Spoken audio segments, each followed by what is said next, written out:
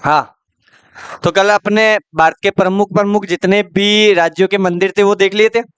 और उन राज्यों के प्रमुख मंदिरों के बाद में आज अपन प्रत्येक मंदिर की डिटेल देखते हैं। प्रत्येक का मतलब है जिस भी राज्य का कोई फेमस मंदिर है ना, उन मंदिरों की डिटेल देख लेते हैं। जैसे जम्मू कश्मीर का विष्णु विष्णु माता का मंदिर है, उत्तराखंड के केदारनाथ और बद्रीनाथ है ना।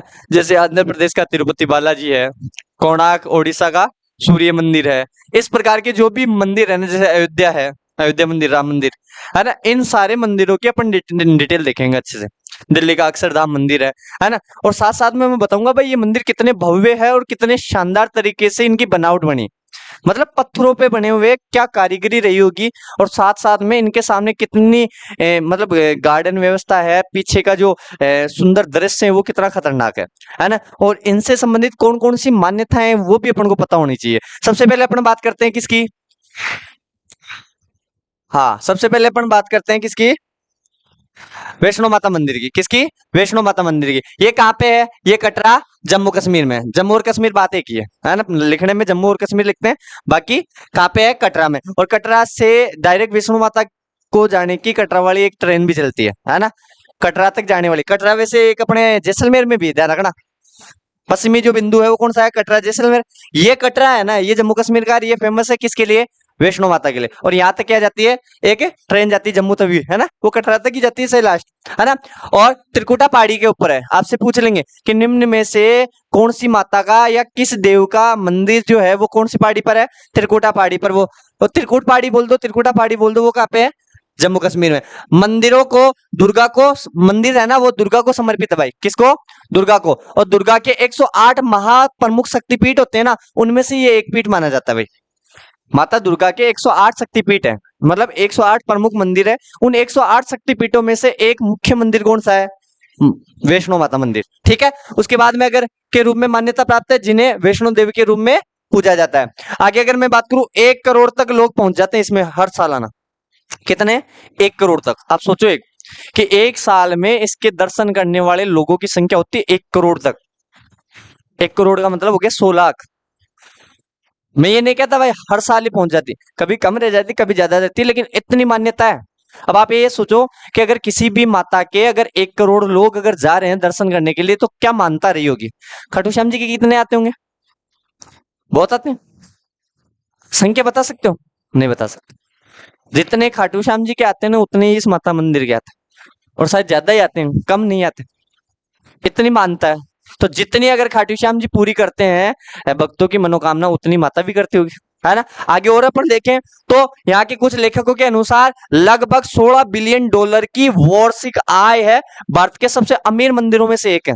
एक साल में 16 बिलियन डॉलर की आय होती है। मतलब मैं ये कहूं ना, तो क्या पता कितने करोड़ रुपए सालाना के केवल चढ़ावा आता है।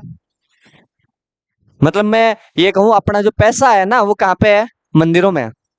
अगर एक बार के लिए सारे मंदिरों का पैसा अगर निकाल दिया जाए और सरकार को या अपने देश के विकास के लिए लगा दिया जाए, तो एक ही दिन में सरकार का पूरा कर्जा भी फ्री हो जाए, एक ही दिन में गरीबी भी दूर हो जाए, और एक ही दिन में अपन विकासशील से विकसित हो जाए। इतना पैसा पड़ा है मंदिरों में।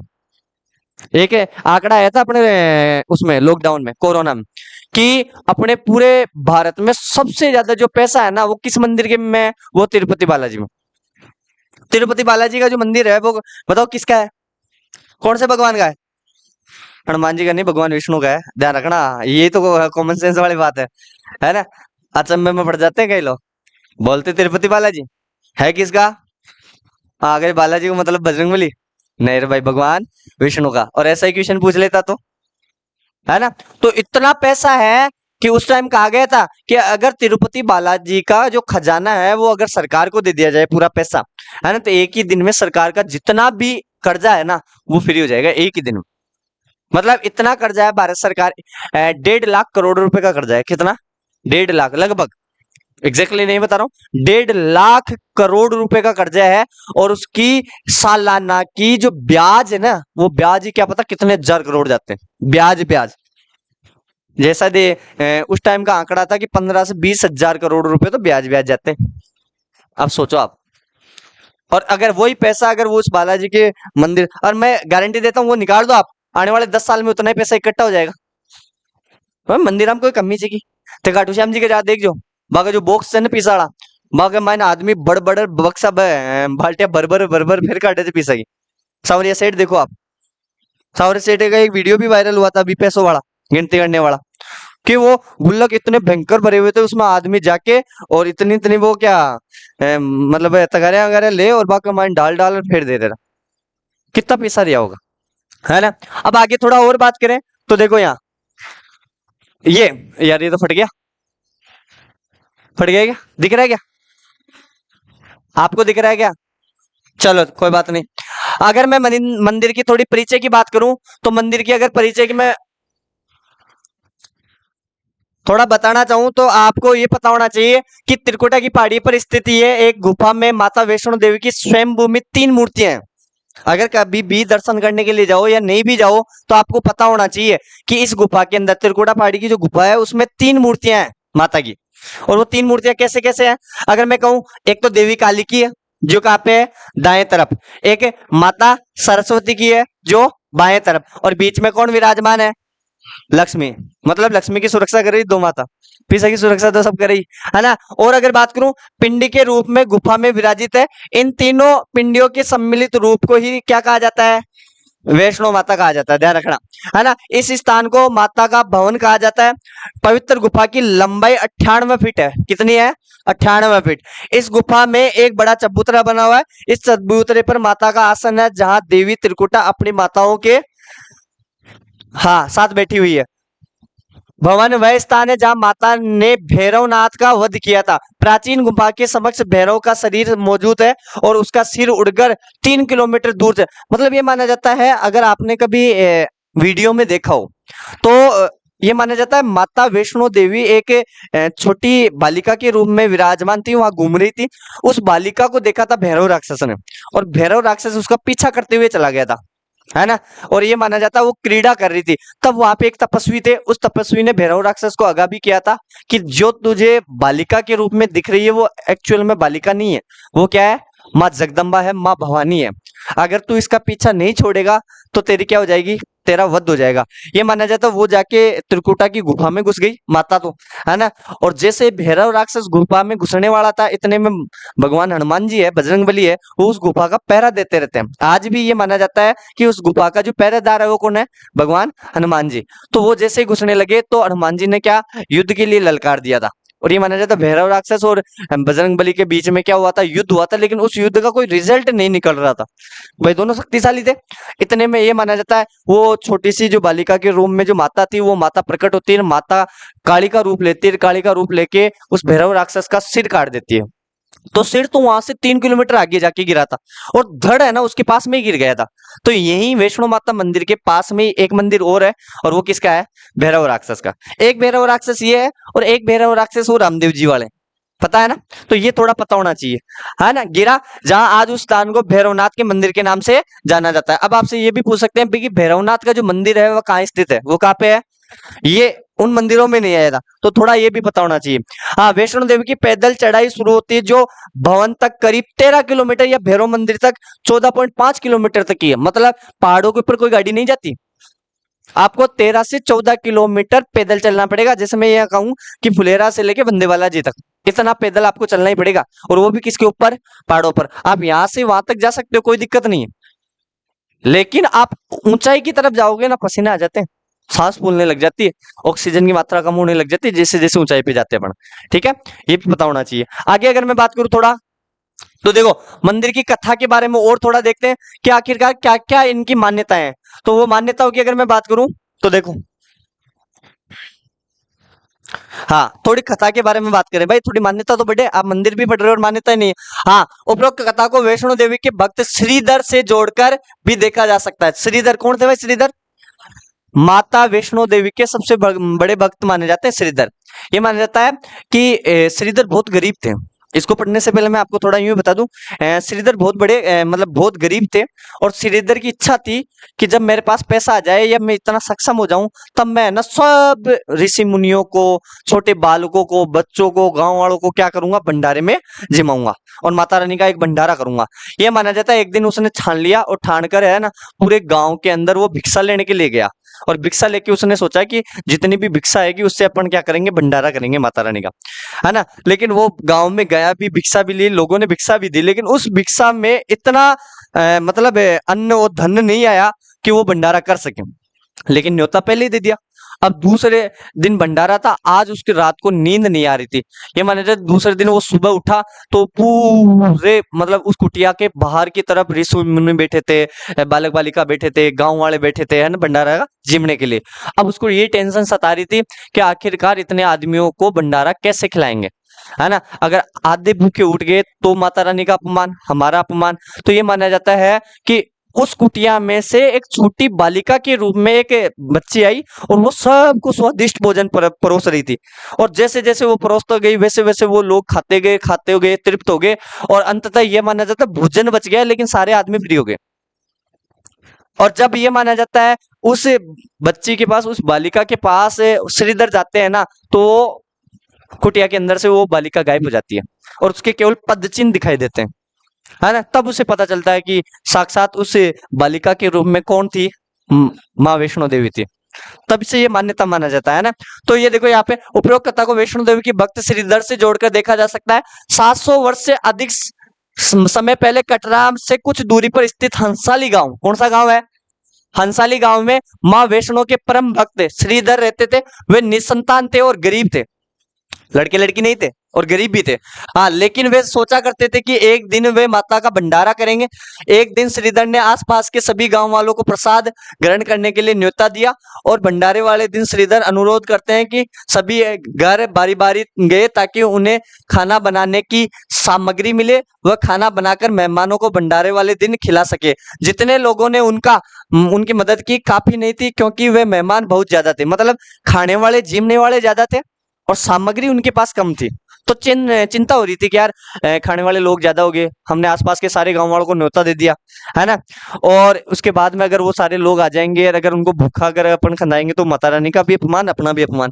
वह सोच रहे थे इतने कम सामान के साथ भंडारा कैसे होगा। भंडारे के एक दिन पहले श्रीधर एक पल के लिए भी सो नहीं पा रहे थे।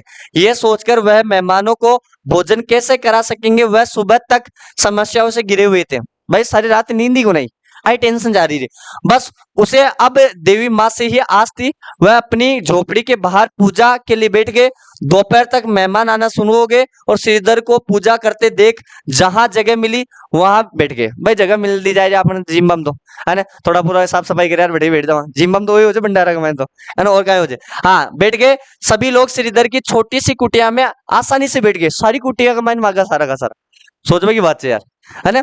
आगे देखो, श्रीधर ने अपनी आंखें खोली और सोचा कि इन सभी को भोजन कैसे कराएंगे। तब उसने एक छोटी लड़की को झोपड़ी से बाहर आते हुए देखा, जिसका नाम वैष्णवी था। क्या नाम था, वैष्णवी। वह भगवान की कृपा से आई थी और वह सभी को स्वादिष्ट भोजन परोस रही थी। भंडारा बहुत अच्छी तरह से संपन्न हो गया। भंडारे के बाद श्रीधर उस छोटी लड़की वैष्णवी के बारे में जानने के लिए उत्सुक थे, पर वैष्णवी गायब हो गई थी।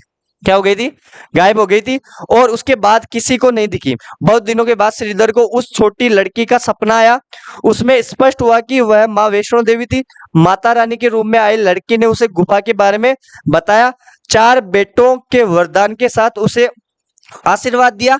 श्रीधर एक बार फिर खुश हो गए और माँ की गुफा की तलाश में निकल पड़े। कुछ दिनों बाद उन्हें वह गुफा मिल गई। तभी से वहां पर ये मतलब विराजमान है। एक कहने का मतलब है वहीं रह के भक्ति करते थे, वहीं रह के तपस्या करने लग गए थे। कौन, श्रीधर।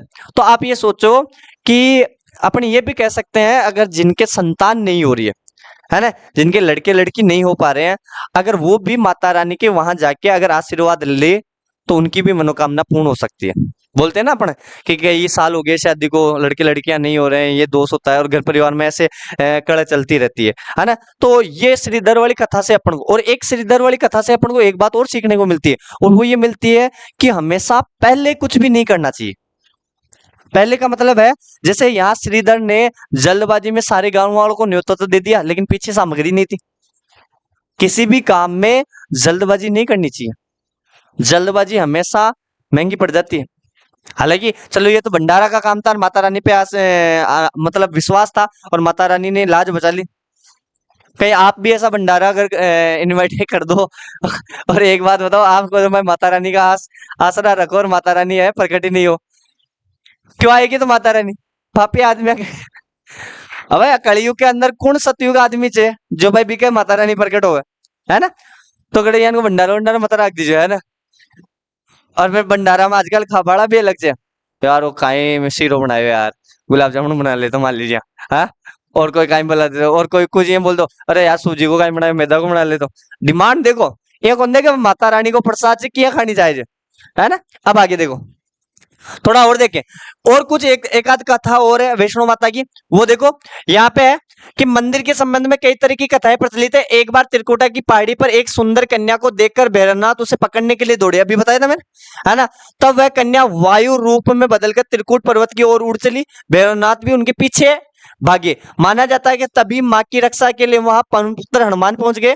हनुमान जी को प्यास लगने पर माता ने उनके आग्रह पर धनुष से पहाड़ पर बाण चलाकर एक जलधारा निकाली, उस जलधारा में अपने केस धोए और फिर वही एक गुफा में प्रवेश कर माता ने 9 माह तक तपस्या की। हनुमान जी ने क्या दिया था? पहरा दिया था। और ऐसा आपने कहावत में सुना भी होगा। आप वैष्णो माता का वो भजन सुनना, उसमें आएगा मूवी पे, हाँ, तो उस मूवी में भी आप देखना। आगे फिर भैरवनाथ वहां आदम के उस दौरान एक साधु ने भैरवनाथ से कहा कि तू जिसे एक कन्या समझ रहा है वह आदि शक्ति जगदम्बा है, इसलिए उस मां शक्ति का पीछा करने छोड़ दे।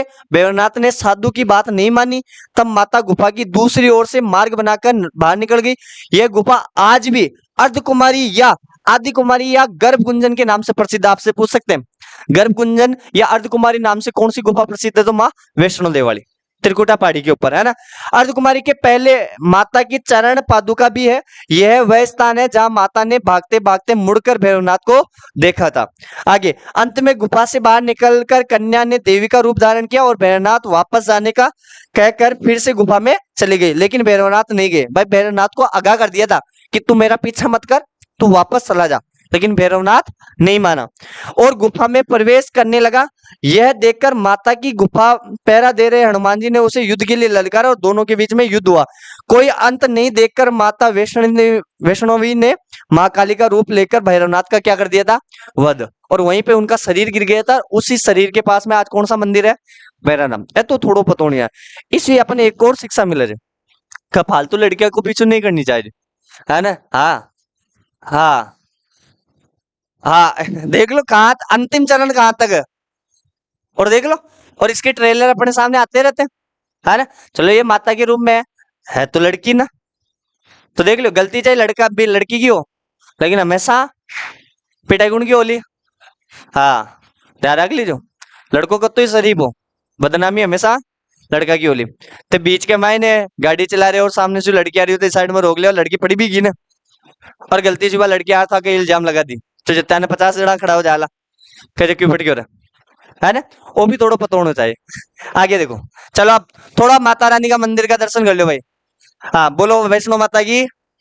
देखो, ये देखो 3 माता की मूर्तियां दिख रही, गुफा के मायने इनकी मूर्तियां है।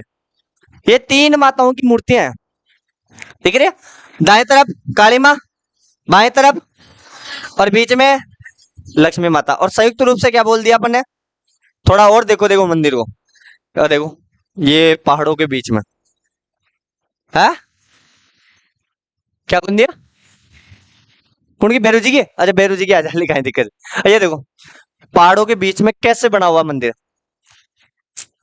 इधर ये देखो माता रानी का, थोड़ा और देखो। अब आगे केदारनाथ, कौन सा? अब केदारनाथ के बारे में तो ते सारा ही जानो, जो भी है खूब स्टेटस लगा रखे जो, लेकिन थोड़ा और देख लेने का खतो आवचन, है ना? उत्तराखंड राज्य के रुद्रप्रयाग जिले में स्थित हिंदुओं का प्रसिद्ध मंदिर है। मुझे ये बताओ, आपसे मैं क्वेश्चन पूछता हूँ, सभी बताना। देखें, रुद्रप्रयाग कौन सी 2 नदियों के संगम पर स्थित है?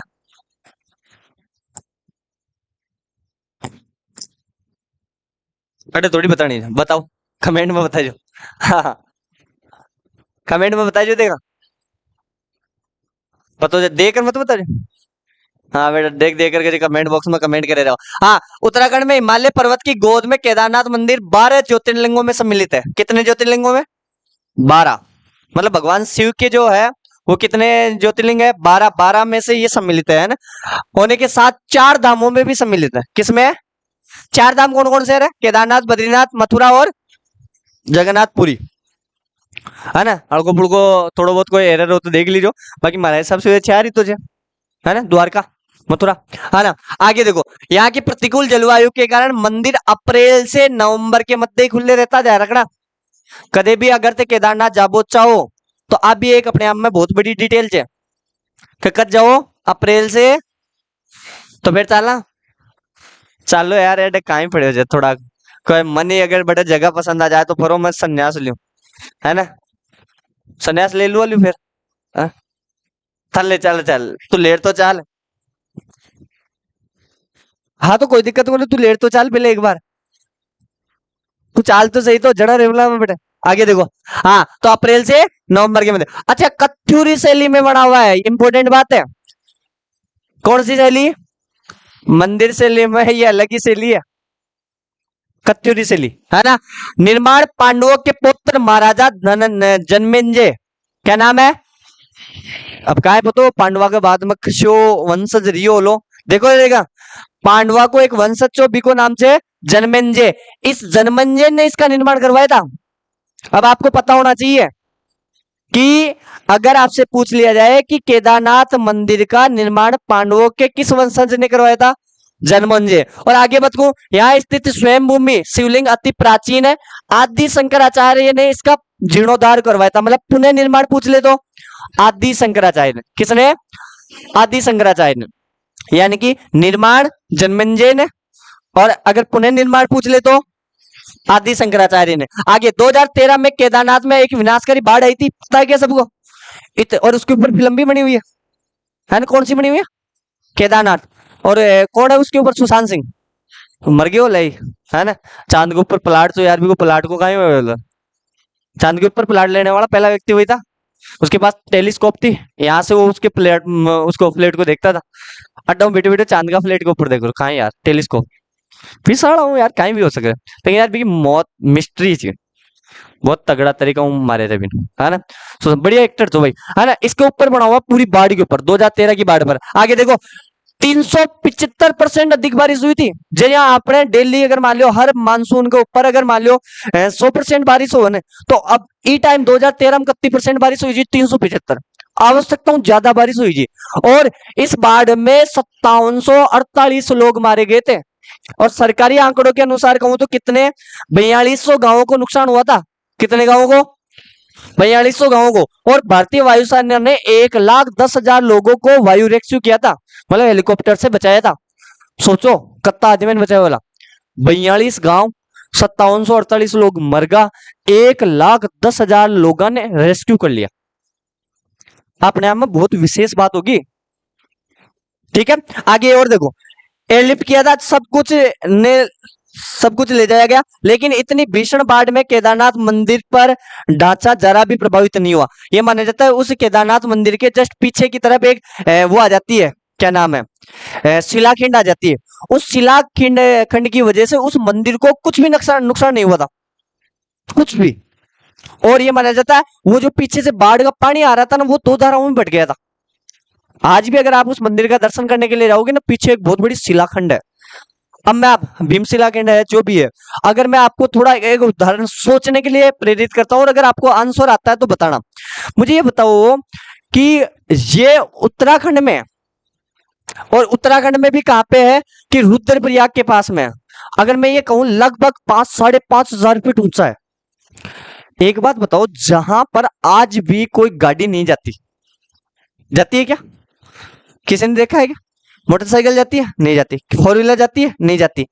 जहां आज भी गाड़ी नहीं जा सकती, वहां इतने बड़े मंदिर का निर्माण करवाना कैसे पॉसिबल है?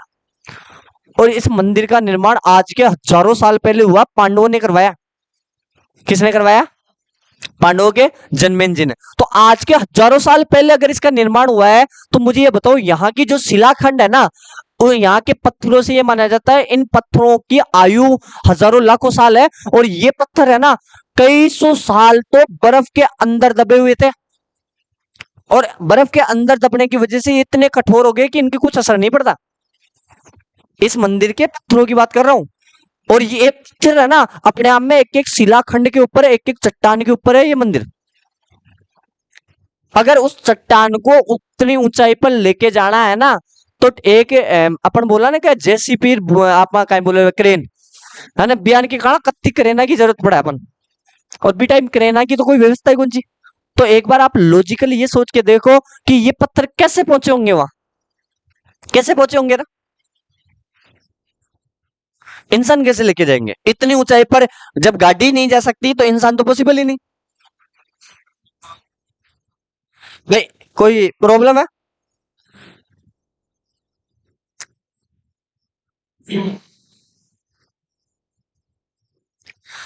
बताओ। अरे जहां पर आप फोर व्हीलर नहीं ले जा सकते, गाड़ी नहीं ले जा सकते, जहां पर आप आसानी से पहुंच नहीं सकते, जहां पर जाने पर आपकी सांस फूल जाती है, वहां पत्थरों को कैसे ले जाया गया, और कैसे उन पत्थरों से मंदिर बनाया होगा। और उस मंदिर को आज हजारों साल हो गए, उस मंदिर को कुछ फर्क नहीं पड़ता। भीषण बाढ़ आ जाती है, 42 गांव प्रभावित हो जाते हैं, 5700-5800 लोग मारे जाते हैं, लेकिन फिर भी उस मंदिर के कुछ नहीं हुआ। क्या शैली रही होगी। थोड़ा और मैं आपको अचंभे वाले रिकॉर्ड बताता हूं। वो रिकॉर्ड क्या है देखो, इधर देखो केदारनाथ मंदिर उत्तर से दक्षिण के रूप में बना हुआ है, ये इंपॉर्टेंट बात है। दिशा देखना, उत्तर से यूं सीधा, और बाकी सारे के सारे जो मंदिर है, अगर उन मंदिरों की बात करूं तो वो पूर्व से पश्चिम में बने हुए हैं, देख लेना आप। या तो उनका मुंह पूर्व की तरफ होगा और उनका पीछे का हिस्सा पश्चिम की तरफ, ज्यादातर मंदिर ऐसे बनते हैं। लेकिन ये मंदिर कैसा है, उत्तर से दक्षिण, ये इंपॉर्टेंट बात है। और अगर बात करूं 12 ज्योतिर्लिंग में सबसे ऊंचा है, 12 ज्योतिर्लिंग है ना उनमें सबसे ऊंचा है ये मंदिर। एक 6 फीट ऊंचे चौकोर चबूतरे पर बना हुआ है। इस मंदिर में मुख्य भाग में मंडप है, मंडप जानते हो, शिखर है ना, और चारों ओर प्रदक्षिणा पथ, बाहर प्रांगण में नदी बेल का वाहन के रूप में विराजमान है। मतलब आप भगवान शंकर से संबंधित कोई भी मंदिर होगा तो बाहर तो नंदी तो विराजमान होंगी, बेल। इस ज्योतिर्लिंग की स्थापना का इतिहास संक्षेप में यह कहा गया कि हिमालय के केदार श्रृंग पर भगवान विष्णु के अवतार महातपस्वी नर और नारायण ऋषि तपस्या करते थे। उनकी आराधना से प्रसन्न होकर भगवान शंकर प्रकट हुए और उनके प्रार्थना अनुसार ज्योतिर्लिंग के रूप में सदा वास करने का वरदान किया। यह स्थल केदारनाथ पर्वतराज हिमालय के केदार नामक श्रृंगार पर अवस्थित है। मतलब भगवान विष्णु है ना नर के रूप में यहाँ विराजमान हुए, यहाँ तपस्या करते थे, उनसे खुश होकर भगवान शंकर प्रकट हुए और उन्होंने वरदान दिया भाई यही मैं विराजमान करूं। तब से ये माना जाता है आज भी है ना इस केदारनाथ में भगवान शंकर विराजमान होते हैं, आज भी विराजमान है, तभी तो इतने लोग मानते हैं, तभी तो इतनी महिमा है ना। थोड़ी और अगर बात करें तो थोड़ा मैं इसकी कथाओं की बात कर ले। पंच केदार की कथा ऐसी मानी जाती है कि महाभारत के युद्ध में विजयी होने पर पांडव भ्रातृहत्या के पाप से मुक्ति पाना चाहते हैं। भ्रातृहत्या कौन है ना, अरे भाई था कर्ण। आपको पता है महाभारत में उन्हें पता भी नहीं था कि उनका बड़ा भाई कौन है, कर्ण। लेकिन कर्ण की मृत्यु हो गई और मृत्यु होने के बाद में पांडवों को पता चला था कि उनका बड़ा भाई कौन था, कर्ण। उस पाप की मुक्ति पाना चाहते थे पांडव।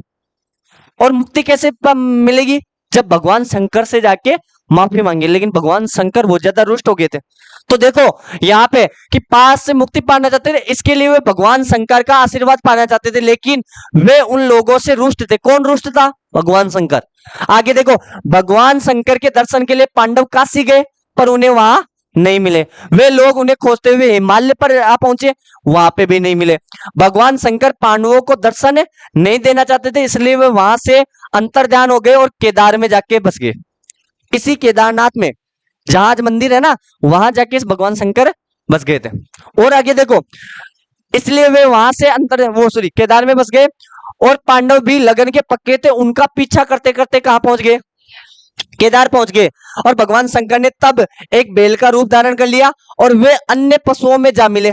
पांडवों को संदेह हो गया था कि अतः भीम ने अपना विशाल रूप धारण किया और 2 पहाड़ों पर पैर फैला दिए। भाई बहुत बड़ो हो गए भीम, और 2 पैर फैला दिए और दोनों पहाड़ा ने अपने अंडर में ले लियो और ऊपर से यूं देख रहे हो भाई, देखा खटे चीज है भगवान शंकर। हाँ, अन्य सब गाय बैल तो भाई उसका विशाल रूप देख के वो सारे के सारे पशु भग गए, है ना।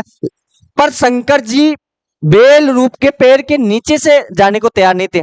भगवान शंकर तो बेल के रूप में थे, लेकिन आपको पता भीम दोनों पैर फैला देता है, उसके नीचे से और जानवर तो चले गए, लेकिन क्या भगवान शंकर नीचे से निकलेंगे क्या? पॉसिबल ही नहीं, है ना। तैयार नहीं थे। भीम बलपूर्वक इस बेल पर झपटे, लेकिन बेल भूमि में अंतर्ध्यान होने लगा। तब भीम ने बेल की त्रिकोणात्मक पीठ का भाग पकड़ लिया। बेल का जो ऊपर का जो भाग होता है त्रिकोणात्मक, उसको पकड़ लिया। फिर आगे देखो, भगवान शंकर पांडवों की भक्ति दृढ़ संकल्प को देखकर प्रसन्न हो गए। उन्होंने तत्काल दर्शन देकर पांडवों को पाप मुक्त कर दिया। उसी समय से भगवान शंकर बेल की पीठ की आकृति पिंड के रूप में केदारनाथ में पूजे जाते हैं। आज अगर वहां बेल की भी पूजा होती है ना, वो इस वजह से होती है। तो आज वो बेल रूपी भी है ना, तो वो कौन है? भगवान शंकर। और देखो, ऐसा माना जाता है कि जब भगवान शंकर बेल के रूप में अंतर्ध्यान हुए तो उनके धड़ से ऊपर का भाग काठमांडू में निकला था। भाई अंतर्ध्यान हो रही थी जमीन के अंदर, तो उसका जो धड़ था ना, वो धड़ कहां निकल रहा था? काठमांडू कहां है? नेपाल का राजधानी में प्रकट हुआ। वहां वह पशुपतिनाथ का प्रसिद्ध मंदिर है, मतलब वहां वो पशुपतिनाथ के रूप में पूजे जाते हैं भगवान शंकर। आगे देखो, शिव की भुजाएं तुंगनाथ में, मुख्य रुद्र मुख का मतलब मुंह, मुंह कहां पे? रुद्रनाथ में, और नाभि कहां पे? महेश्वर में, और जटा कहां पे? कल्पेश्वर में प्रकट हुए थे। भगवान शंकर अतो विशाल रूप धारण कर लिया जा कि बिको एक हाथ खटे, एक मुंडो खटे, एक धड़ खटे, एक नेपाल निकल रहे थे, एक तुंगभद्रा कर्नाटक में निकल रहे थे, एक मुंडो रुद्रप्रयाग में निकल रहे, सोचबा की बात है ना। और आगे देखो, इसलिए इन 4 स्थानों सहित श्री केदारनाथ को पंच केदार कहा जाता है। 4 स्थान कौन से हुए? देखो, काठमांडू एक, जहां पे क्या है? पशुपतिनाथ एक। दूसरा कौन सा? तुंगभद्रा तुंगनाथ 2। तीसरा, चौथा और 5वां कल्पेश। अगर काठमांडू वालों को बाहर निकाल दे तो आज भी 5 हिस्से अपने में, एक केदारनाथ को शामिल कर दो, 4 इनको कर दो, तो ये पंच क्या होते हैं? पंच केदार होते हैं। क्या होते हैं? तो ये पंच केदार भी भगवान शंकर से संबंधित है। कभी उत्तराखंड में जाओ तो 500 के दर्शन करके आओ आप, ये भी माना जाता है। थोड़ा देखो, अब देखो, बढ़िया चीज देखे ना, जो है कितना बढ़िया है, बढ़िया लगे को लगे। अब देखो आप, ये देखो चट्टान के रूप में पूरा का पूरा। अरे आज भी इसका जीर्णोद्वार क्यों नहीं होता पता है क्या? अरे आज भी यहाँ पे ना तो मशीनें पहुंच सकती है, ना कारीगर पहुंच सकते हैं, और कारीगर भी पहुंच जाए तो मशीनें नहीं पहुंच सकती। आज भी वहां पे सामान ले जाना तो हेलीकॉप्टर से जाता है। तो इसका जीर्णोद्वार इसको और विशाल रूप से बना सकते हैं क्या? नहीं बना सकते। आगे देखो, और थोड़ा देखो, ये देखो क्या सिस्टम रहा होगा यार, बादलों के बीच में, पहाड़ों के बीच में। आगे देखो, ये देखो यहाँ, जब बर्फ के दिनों में यहाँ पे जाना अलाउ नहीं होता तो चारों तरफ बर्फ जमी रहती है, चारों तरफ।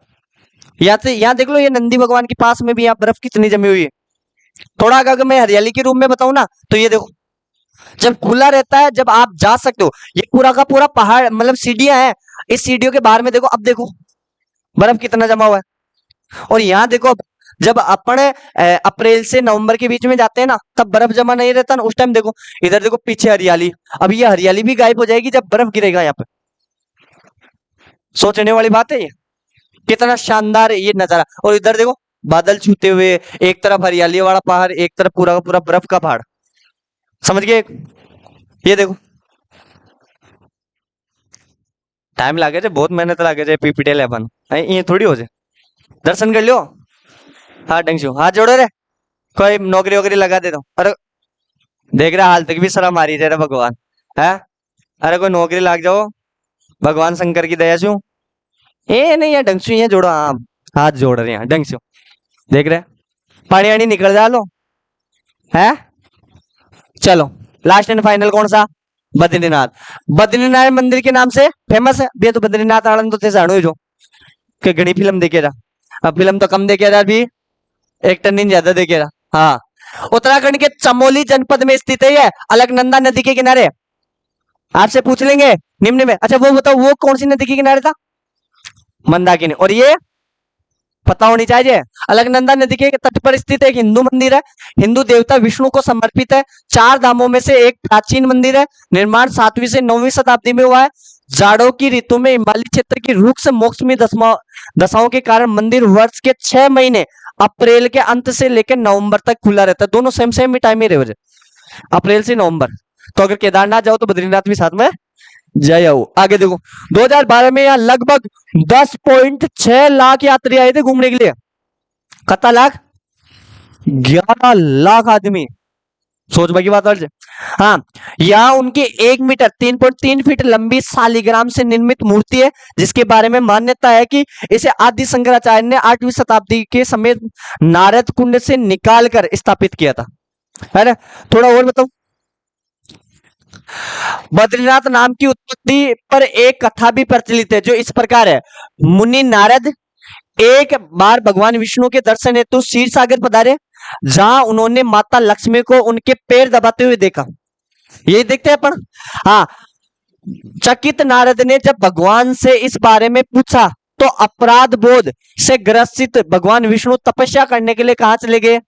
हिमालय चले गए। भाई हो सके तो भाई नारद जी पूछा भाई था कि पत्नी था का पेड़ दबा रही, तो हो सके बिन बुरो लागो तो बटू नाराज होगा। और जब भगवान विष्णु योगादान मुद्रा में तपस्या में लीन थे तो बहुत अधिक हिमपात होने लगा। हिमपात का मतलब भाई अगर उत्तराखंड जिला अगर मैं नावला तो बर्फ तो गिरली, है ना। हिमपात होने लगा। भगवान विष्णु हिम में पूरी तरह डूब चुके थे। उनकी इस दशा को देखकर माता लक्ष्मी का हृदय द्रवित उठा। मतलब यहाँ होगो के यार देखो अपना हस्बैंड साहब यहाँ नहीं हो रहे थे, और मेरे यहाँ टेंशन तो हो जाए यार, कहीं हो जाए ना, बुखार उखार हो जाए, सर्दी वर्दी लग जाए, जुकाम हो जाए, सबसे खराब, है ना। आलू साहब आगे देखो यहाँ पे। और उन्होंने स्वयं भगवान विष्णु के समीप खड़े होकर एक बद्री का मतलब वृक्ष, बद्री का मतलब क्या होता है? एक वृक्ष का रूप ले लिया और समस्त हिम को अपने ऊपर सहने लगी। मतलब एक पेड़ बना ली, और पेड़ बना और भी भगवान विष्णु की काय करबा लागी सुरक्षा। और उस बद्री का मतलब क्या होता है? एक वृक्ष होता है। और इनको अपने ऊपर सहने लगी। माता लक्ष्मी जी भगवान विष्णु को धूप, वर्षा, हिम से बचाने की कठोर तपस्या में जुट गई। कई वर्षों बाद जब भगवान विष्णु ने अपना तप पूर्ण किया तो देखा कि लक्ष्मी जी हिम से ढकी पड़ी है। तो उन्होंने माता लक्ष्मी के तप को देखकर कहा कि हे देवी, तुमने भी मेरे ही बराबर तप किया है, सो आज इस धाम पर मुझे तुम्हारी ही साथ पूजा जाएगा, क्योंकि तुमने मेरी रक्षा बद्री वृक्ष के रूप में की है। सो आज मुझे बद्री के नाम मतलब बद्रीनाथ के नाम से जाना जाएगा। मतलब अंत में अगर इसका बद्रीनाथ नाम हुआ है ना, तो उसका सबसे बड़ा कारण क्या है? उनकी पत्नी लक्ष्मी जी। भाई बर्फ गिर रही है, धूप लग रही है, वर्षा हो रही है, उन सब से बचाने का श्रेय जो जाता है वो किसको जाता है? माता लक्ष्मी को। ठीक है, वो थोड़ा पता होना चाहिए अपन। आगे अगर मैं बात करूं तो थोड़ा